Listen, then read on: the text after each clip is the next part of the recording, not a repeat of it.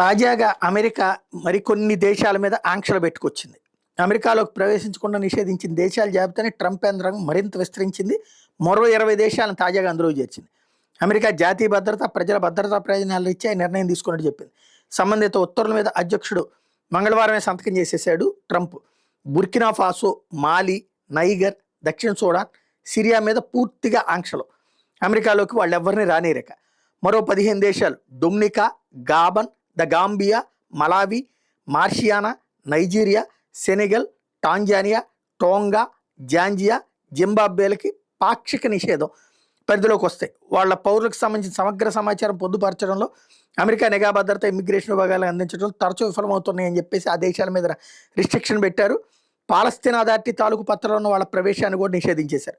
West bank గాజాల్లో పలు ఉగ్రమొక్కలు చురుగ్గా పనిచేస్తున్న నేపథ్యంలో అమెరికా పౌరులను పొట్టను పెట్టుకుంటున్నాయి కాబట్టి ఈ చర్యని వైట్ హౌస్ ప్రకటించింది. అలాగే ఆఫ్ఘనిస్తాన్, బర్మా సహా 12 దేశాల మీద ఇటీవల విధించిన నిషేధం కొనసాగుతుందని చెప్పింది. గత నెలలో ఒక ఆఫ్ఘన్ దేశస్థుడు వాషింగ్టన్లో 2 నేషనల్ గార్డ్ సిబ్బందిని కాల్చి చంపినటువంటి నేపథ్యంలో మరింత కఠినంగా వ్యవహరించాలని నిర్ణయించింది.